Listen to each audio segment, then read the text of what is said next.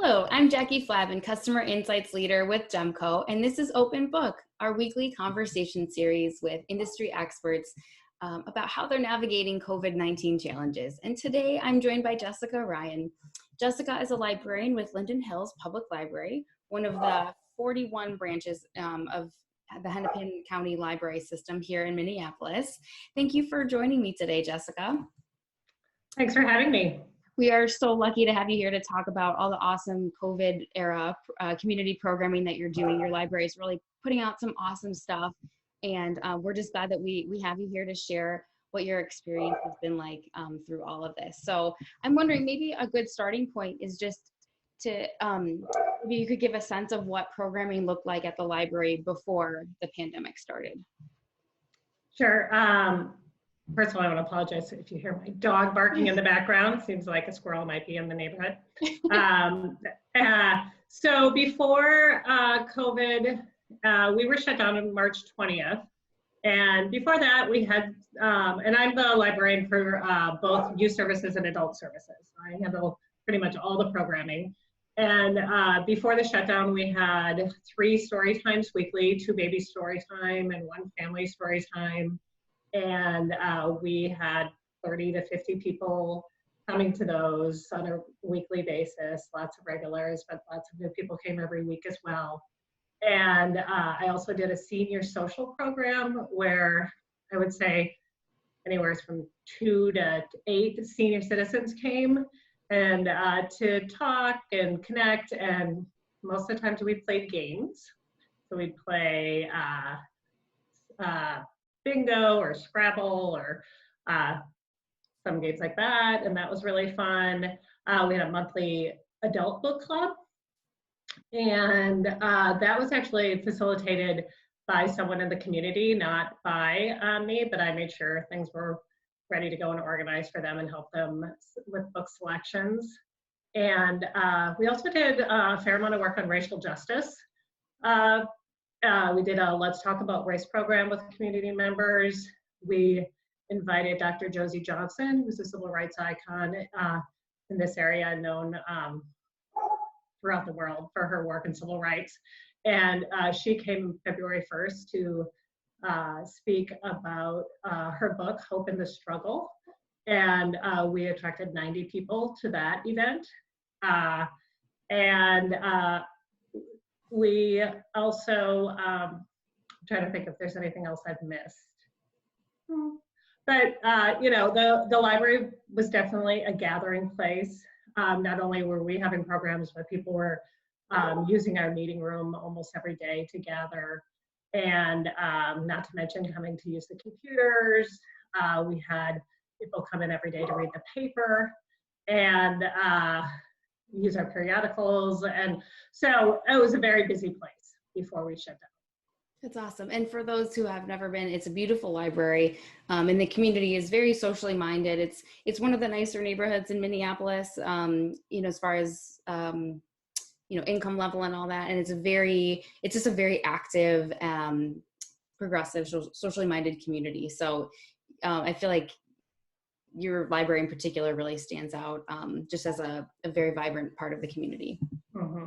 Yeah, I agree.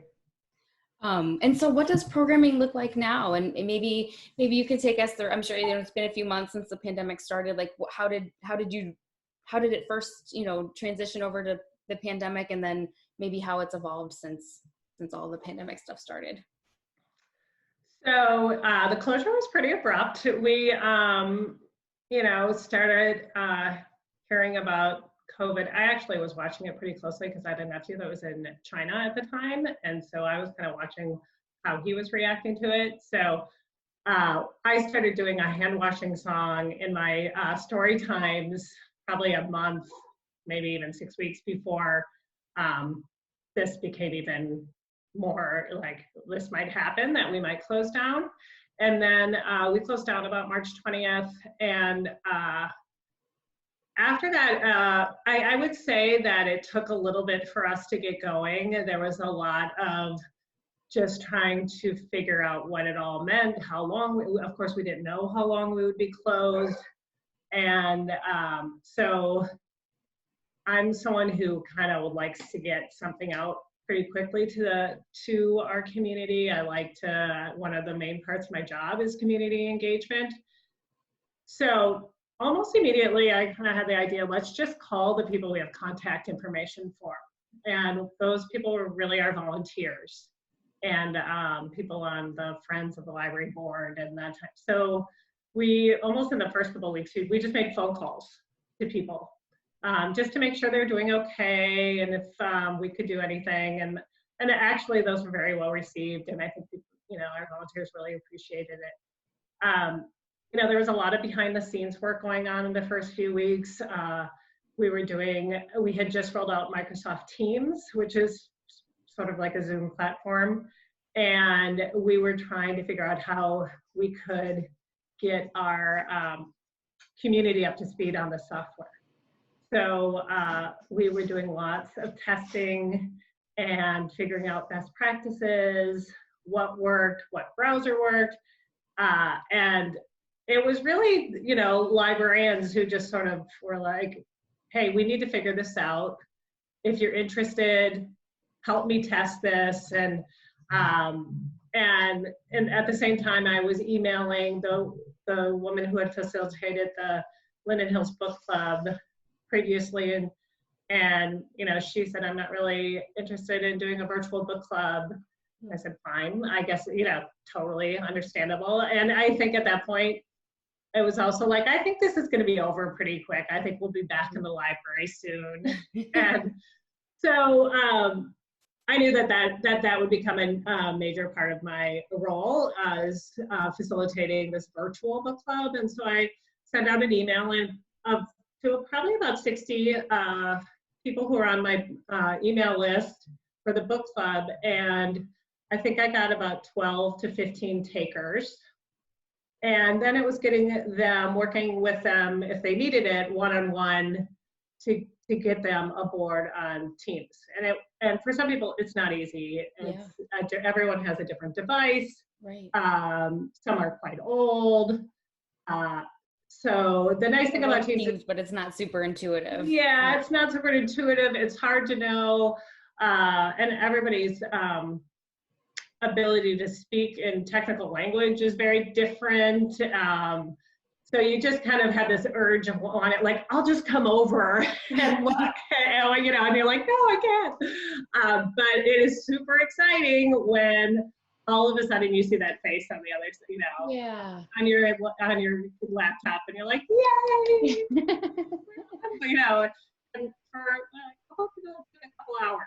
So it was exciting. But we've had now 3 virtual book club meetings with adults. So we're going to do one tomorrow, actually, and we're going to be discussing how to be an anti-racist by Ibram X. Kendi. And so that should be a really good discussion. And I'm heartened to know that the book club wanted to choose this, and this is hard work.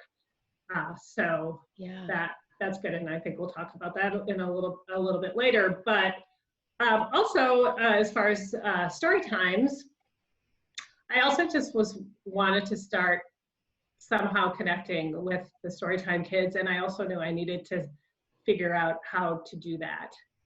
So I ordered myself a tripod and looked at some tips and tricks on recording using your iPhone, and started recording them really as practice, just so when the teams that are working on getting these virtual story times out got ready, that I would be ready. Like, I wanted to be ready when they were ready. So I started recording them and sending them out to a couple nieces, a couple of my husband's colleagues' kids, my mom, and then in about, you know, in about a month's time, I was asked to do one for the system.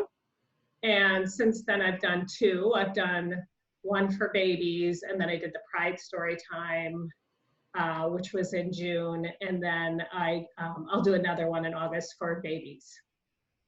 And it's fun and it's easier, and practice goes a long way.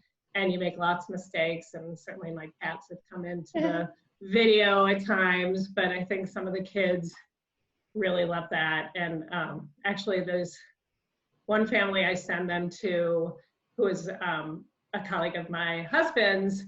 They've started doing their own recorded story times now. Oh, cool. And I think that's one of the, greatest compliments, and when they want to mimic what you're doing. Right. And, I also have a niece who has special needs, and I think it would be very difficult for her to go to a regular story time, but she's able to participate with my story time, and it's really been a great way for me to connect with her. And when I saw her a few weeks ago, it was like, there was no like, oh, stranger, I don't know you. It was like, oh, you're my story time person. That's so cool. And who knows if the idea to do that would have come about if there hadn't been, this giant pandemic. No, for sure not. For sure not. I love how proactive you are too. Like you kind of saw things happening and you got ready for it.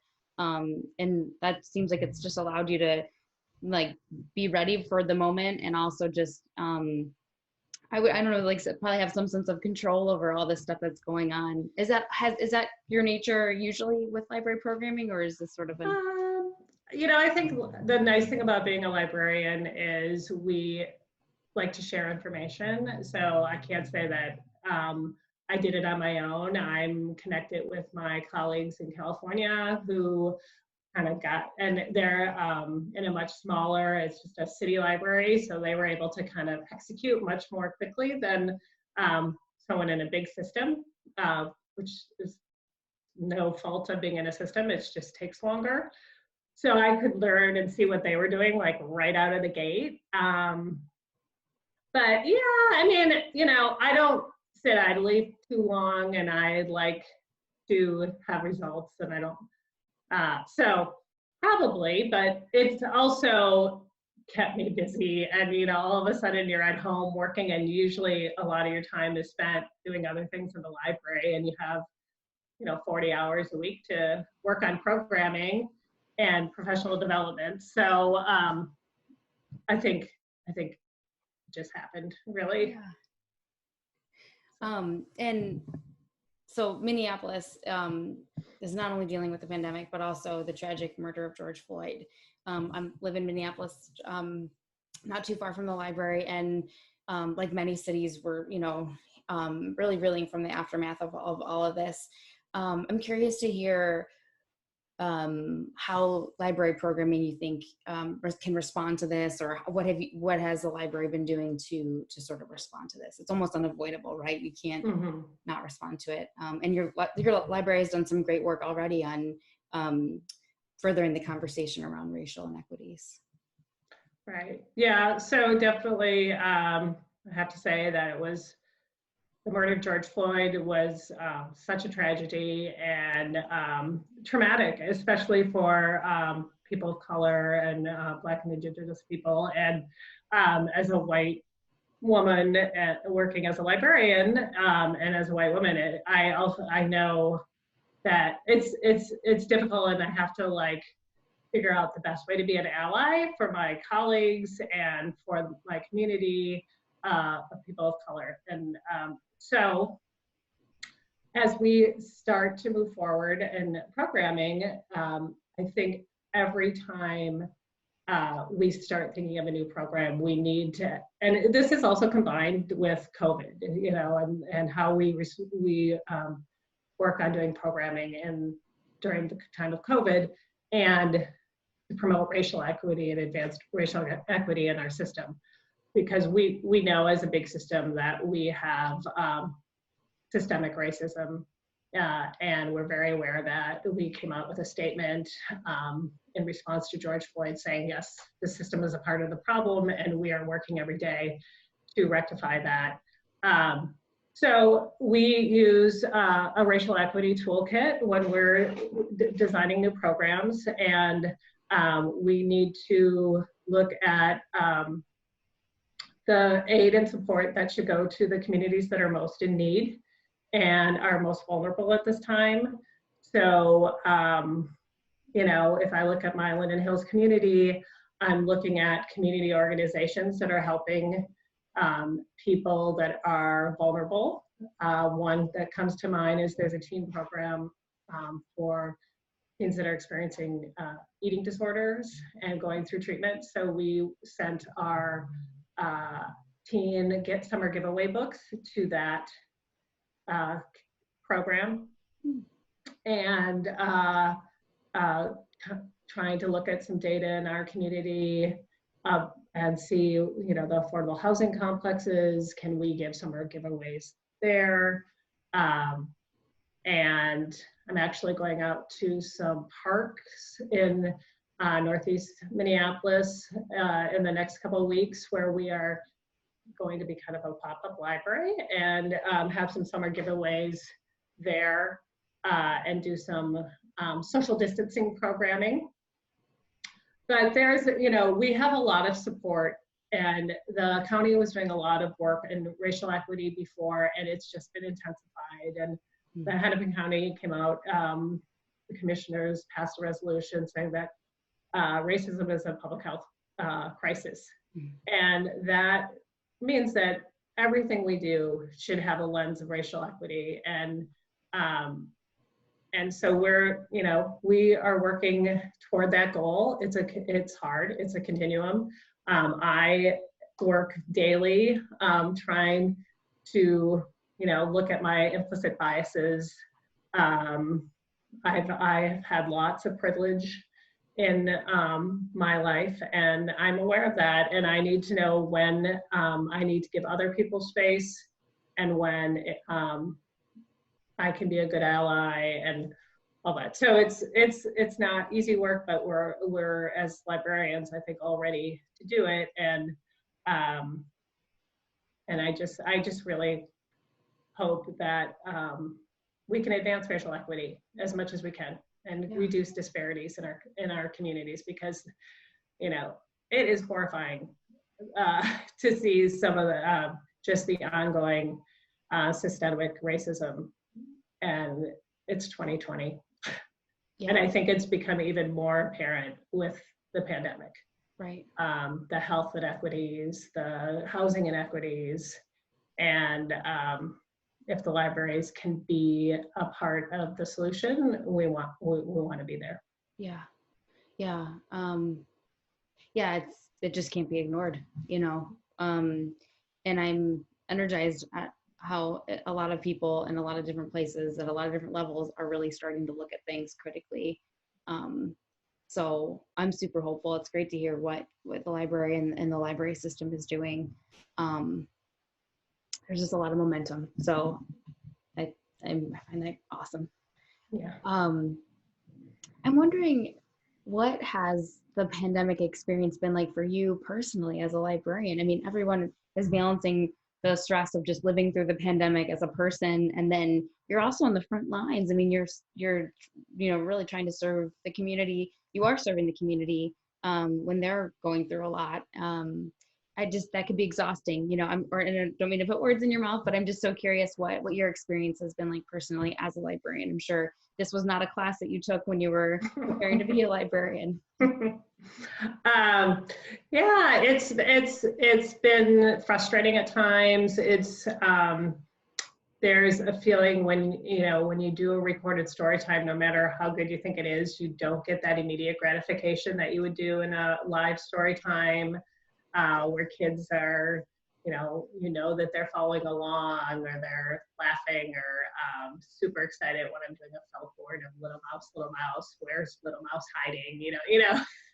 I just have to imagine that they're as excited as I'm trying to make it sound.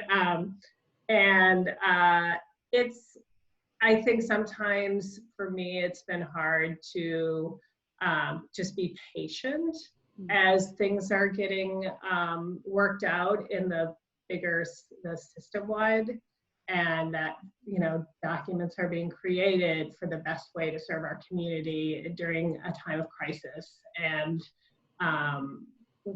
you know, what I can do. And I think a lot of us have wanted to do something tangible, like doing a recorded story time or putting together a kit for early literacy and feeling like, okay, I'm actually doing something. Because in our work before, we saw that all these tangibles every day, and all of a sudden you're at home working and you're trying to think of ways that you can connect to your community and be helpful with the system too. Like, how can I participate in a team? Can I, and sometimes you're chosen for those teams, sometimes you're not. And it's definitely been hard.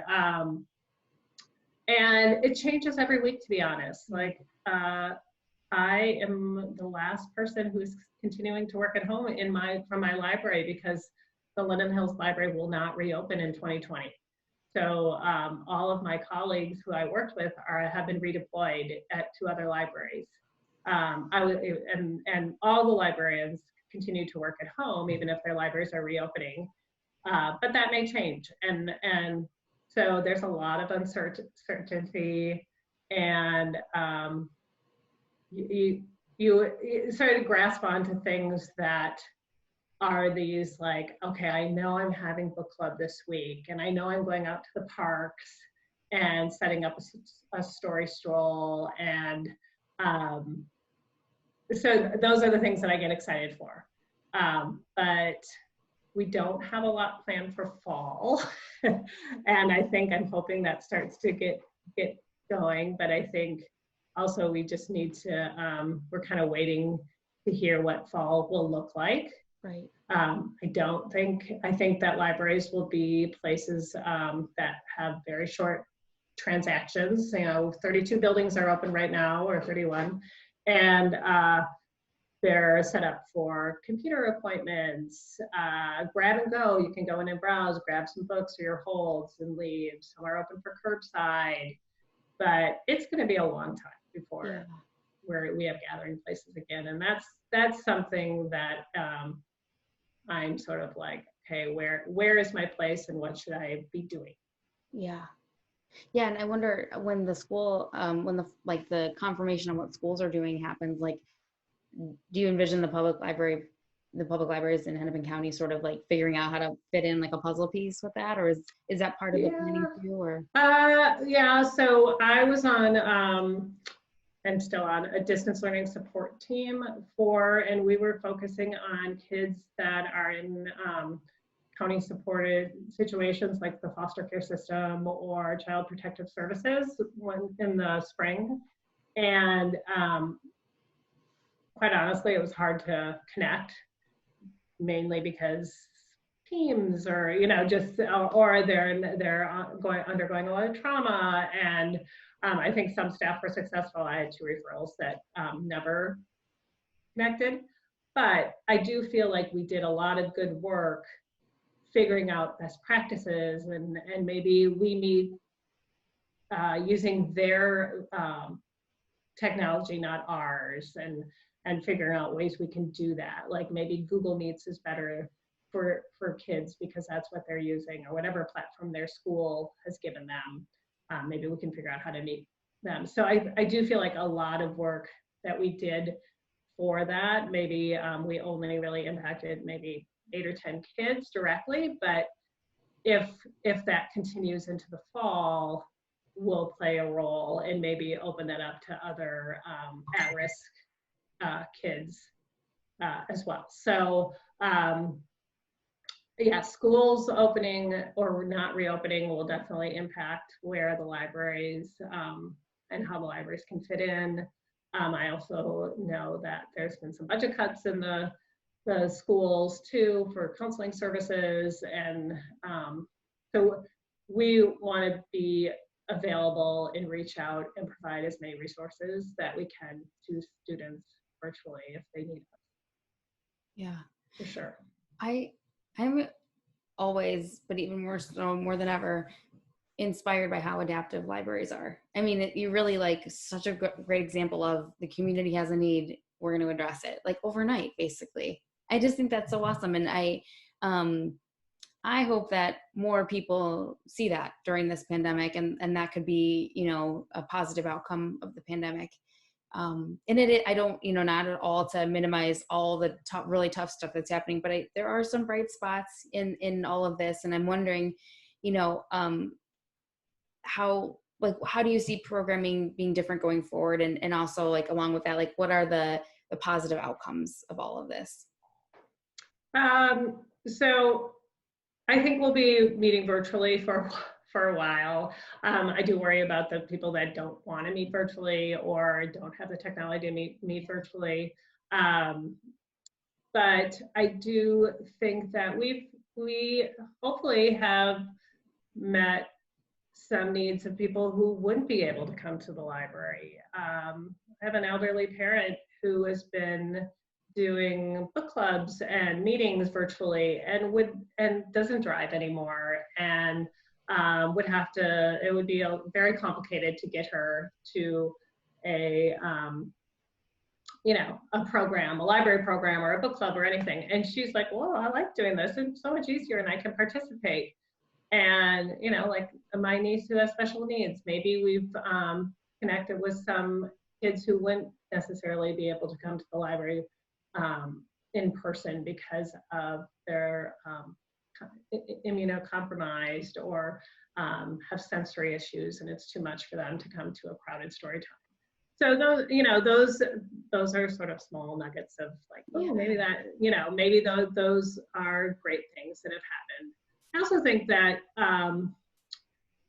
professionally, as, librarians have been shown to pivot very quickly and to be willing to learn new skills and to, be open to, hey, if any way we can connect with our community, we're willing to do that as long as it's safe. Now, I must say that we are very concerned about safety, as and we want to make sure that we are provided PPE when we're in the buildings, and so we're not willing to risk our lives. But and that's why one of the reasons we continue to work virtually in programming is because we're just one more body in the library, and if we can do our work remotely, then we should be doing it remotely rather than create excess human bodies in the library when people are trying to do materials handling work. Right. The other thing is I was fairly new to the system, and it was an opportunity for me to meet a lot of other library staff at other libraries in my region and be on teams with people in the greater system that I may have had an opportunity to do, but not so quickly. And so I feel like in the last 4 months, I've gotten to know so many more people who are colleagues, and that's been really good for me as a newer employee. And we, like I said, librarians like to share. So we meet weekly in our region, and everybody kind of talks about things that are happening at the library, or things that have been hard and barriers they've encountered. And that's been a nice support, and it's kind of made it a little easier. You don't feel so alone because we're able to meet virtually, and my supervisor's been really great too about meeting with me. I think about 3 times a week, just to check in and see how things are going, and really check on, because I think everybody needs that. Right. Time to talk and vent and talk about the, like I was like, I had a baby cardinal at my feeder, and they're like, oh, I want to see the picture, and that's a silver lining. I've seen many cool birds in my backyard that I wouldn't have seen had I been in my library building. That's awesome. Thank you for sharing that. I'm so grateful that we got to chat with you today, and the library is doing so many awesome things, and we'll make sure to put links to all the programs that you're doing in the show notes. I just can't thank you enough for your time and for sharing everything with us today. Yeah, that's really all I have. Okay. And thank you to all who are watching and viewing this, and stay tuned for more. Okay. Thank you. Bye. Thank you. Take care. You too.